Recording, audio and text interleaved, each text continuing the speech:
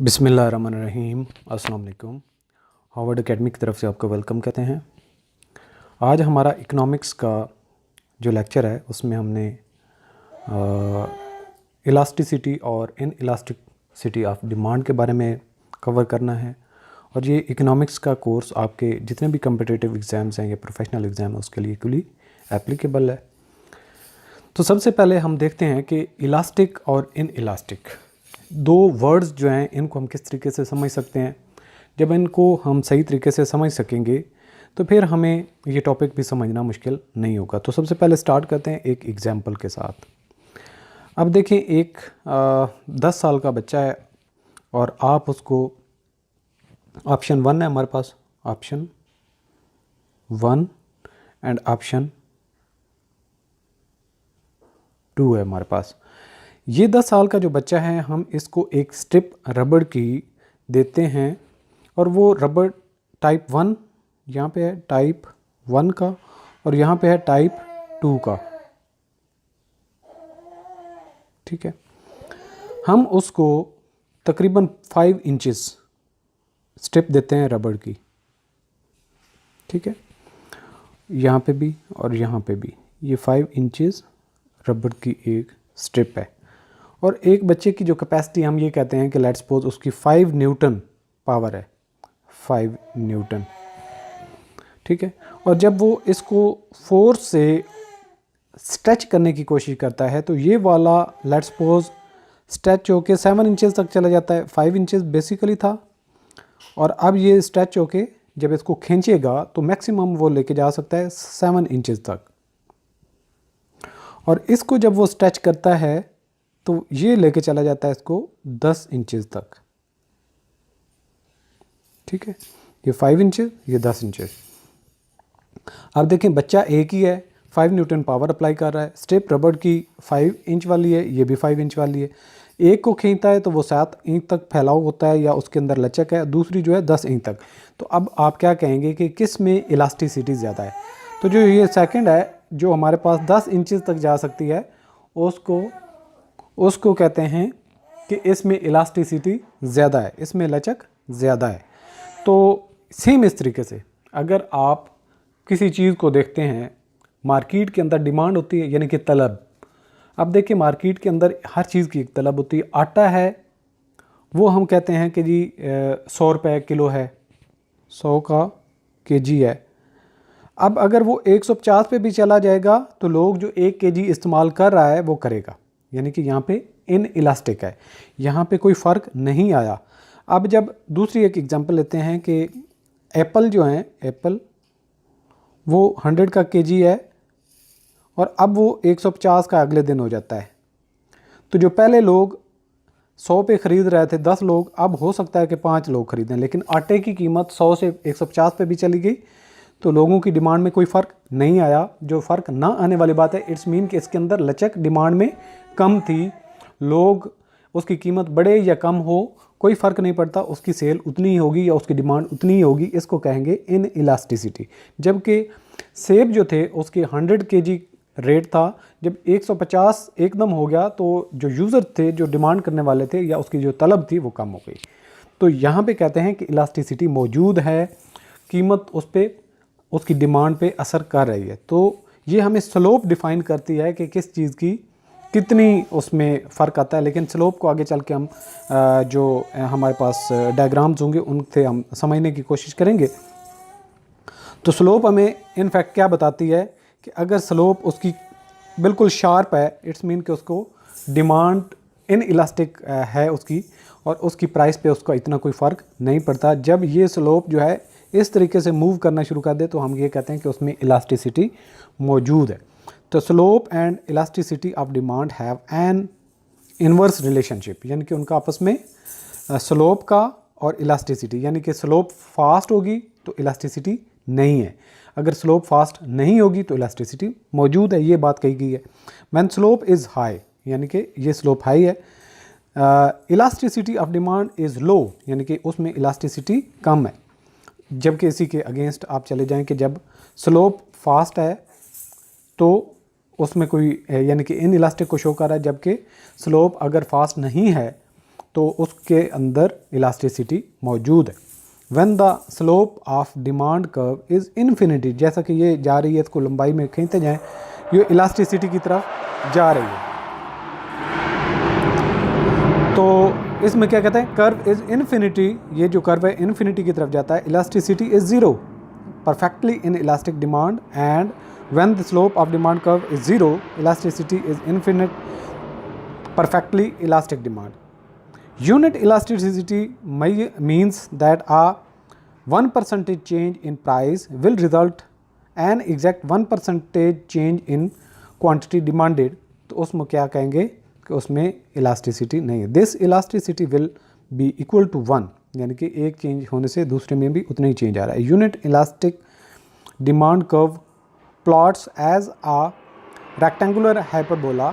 Note that a straight line demand curve can not have unit elasticity as the value of elasticity changes along with the straight line demand curve. तो इसको अगर आप जो हम figure से इनकी explanation देखेंगे तो आपको सही तरीके से समझ आ जाएगा।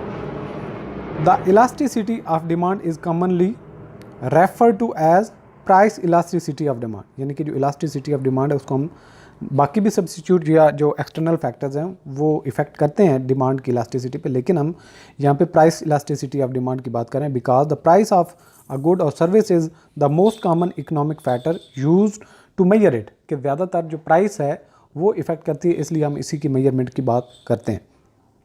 तो ये क्या है, elasticity of demand.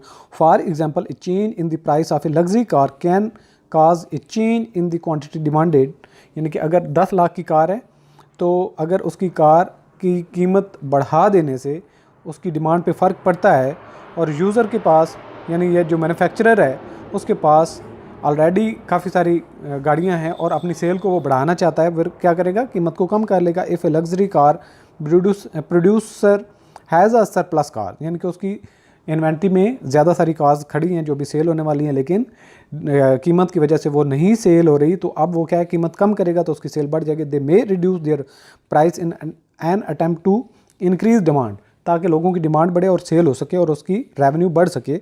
The extent of the price change will determine whether or not the demand for the good changes, and if so by how much, यानी कि अगर वो कितनी कीमत, अगर 10 लाख से 9 लाख पे ले आता है तो फिर भी लोग इतनी ज़्यादा उस पर रिएक्ट नहीं कर रहे हैं। अगर 10 लाख से 8 लाख पे लेके आ जाए तो लोग धड़ाधड़ खरीदना शुरू कर देंगे। तो हम कहेंगे कि किस लेवल पे उसमें इलास्टिसिटी मौजूद है। Price elasticity of demand is calculated by taking the proportional change of the amount purchased in response to a small change in price divided by the proportional change in price, यानी कि quantity में change क्या फ़र्क आई और change in price की वजह से क्या फ़र्क आया। तो इन दोनों से तनासुब से हमें पता चलेगा कि उसमें इलास्टिसिटी है या नहीं। तो ये थी क्या है, प्राइस इलास्टिसिटी ऑफ डिमांड। अब इसकी एग्जांपल देख लेते हैं कि एक प्रोडक्ट है उसकी इलास्टिसिटी किस तरीके से हम समझ सकते हैं। Common examples of elastic products are consumer discretionaries, यानी कि जो कंज्यूमर हैं उनकी मर्ज़ी के मुताबिक जो वो चीज़ें ख़रीदते हैं, such as a brand of cereal. Certain food products are not a necessity, for instance it's reasonable to argue that people would stop buying a particular brand of cereal if its price shot up dramatically, particularly if other comparable products did not follow suit and kept their prices the same, यानी कि एक चीज़ की कीमत फ़ौरन से बढ़ जाती है लेकिन बाकी चीज़ों की कीमत सेम रहती है। तो उससे क्या है कि लोगों का रिएक्शन डिफरेंट होता है। Conversely, if this same brand of cereal experienced a steep price cut, we would expect more people to buy it, यानी कि अगर उसी चीज़ की कीमत एकदम कम हो जाए तो ज़्यादा लोग खरीदेंगे। Assuming its level of quality is similar to the peers and we are not in deep recession, recession का भी टाइम पीरियड नहीं है और बाकी चीज़ों की क्वालिटी भी सेम रहती है, और सिर्फ बात हम कर रहे हैं प्राइस की, यानी कि बाकी फैक्टर्स सेम रहेंगे। Another example of N elastic product is a Porsche sports car. Because a Porsche is typically such a large portion of someone's income, if the price of a Porsche increases in price, demand will likely be elastic, यानी कि लोग उसको ख़रीदना कम कर देंगे। There are also alternative such as Jaguar और Aston Martin, यानी कि वो दूसरी ब्रांड की तरफ जा सकते हैं। अब यहाँ पे देखेंगे कि हमारे पास है प्राइस 1 थी, लेवल है ये, यानी कि ऊपर वाला लेवल है इसका, और यहाँ पे क्वांटिटी 1 डिमांड की जा रही है प्राइस, और अब उसकी प्राइस में अगर एकदम कमी आ जाए तो क्वांटिटी ज़्यादा डिमांड होना शुरू हो जाती है, और कर्व देखें डिमांड का वो काफ़ी स्लोप उसकी नज़र आ रही है। जबकि दूसरी इन इलास्टिक का आप देखें प्राइस 1 पहले थी ये, और यहाँ पे क्वांटिटी डिमांड हो रही थी। अब ठीक ठाक प्राइस में चेंज आई है, लेकिन क्वांटिटी जो डिमांड हो रही थी उधर ही है। यानी कि यहाँ पे आप ये कहेंगे कि कोई फ़र्क नहीं पड़ता, जो लोगों की ज़रूरत की चीज़ें हैं उनकी प्राइस बढ़ भी जाए या कम भी हो जाए, डिमांड तकरीबन उनकी सेम रहती है। Examples of inelastic products क्या हैं? The most common goods with inelastic demand are utilities, prescription drug and tobacco products in general, necessities and medical treatments tend to be inelastic, यानी कि जो necessities हैं, ज़रूरत की चीज़ें हैं, या फिर मेडिसन की जो चीज़ें हैं उनके अंदर लचक नहीं होती, उनमें इलास्टिसिटी नहीं होती। While luxury good tend to be most elastic, यानी कि जो लग्जरी चीज़ें होती हैं उनमें इलास्टिसिटी मौजूद होती है। And other typical example is salt, नमक की आप मिसाल लें। The human body requires a specific amount of salt per pound of body weight. Too much or too little salt could cause illness or even death. So the demand for it changes very little when price changes, यानी कि जब price change होती है तो उसकी quantity जो demand होती है उसमें कोई खास फ़र्क नहीं आता, तो हम ये कह सकते हैं कि उसमें इन इलास्टिसिटी होती है। Salt has an elasticity quotient that is close to zero and steep slope on a graph. Graph पे वो इस तरीके से हमें फास्ट नज़र आता है स्लोप उसकी, क्योंकि उसकी प्राइस से कोई ख़ास उसको फ़र्क नहीं पड़ता। अच्छा, यहाँ पे एक और सवाल आता है कि हम जो एब्सोल्यूट क्यों नहीं कहते, कि यानी कि 2 रुपये किसी चीज़ की कीमत बढ़ने से उसके 4 यूनिट्स कम हो जाते हैं, इस तरीके से क्यों नहीं कहते? हम कहते हैं 20% change in price will result in 10% decrease और इंक्रीज़ इन डिमांड। तो हम परसेंटेज में क्यों बात करते हैं, इसका लॉजिक भी आपको आज समझा देते हैं। Why we use percentage change rather than absolute change in elasticity. जब इलास्टिसिटी की हम बात कर रहे होते हैं तो हम परसेंटेज से चीज़ों को डिस्क्राइब इसलिए करते हैं ताकि उनकी कैलकुलेशन या मेजरमेंट में हमें दुश्वारी ना हो। तो 3 इसके पहलू हैं, वजूहात हैं जो हम परसेंटेज चेंज करते हैं। By using percentage changes in the proportions we can avoid the problem of comparison in 2 different quantities variables, यानी कि quantity demanded is measured in units and price is measured in rupees। 2 units हैं हमारे पास, यहाँ पे हम units की बात करते हैं, यहाँ पे हम रुपीज़ की बात करते हैं। तो जो परसेंटेज है ये दोनों को सही तरीके से इलेबोरेट कर लेती है। So by calculating percentage we can avoid the problem of unit conversion into rupees, यानी कि यूनिट्स और रुपी का क्या रिलेशनशिप है, इससे हम अवॉइड कर लेते हैं। परसेंटेज में दोनों चीज़ों को हम एलेबोरेट कर लेते हैं कि इसकी इतनी परसेंटेज चेंज से दूसरी चीज़ की इतनी परसेंटेज चेंज में फ़र्क आ जाता है।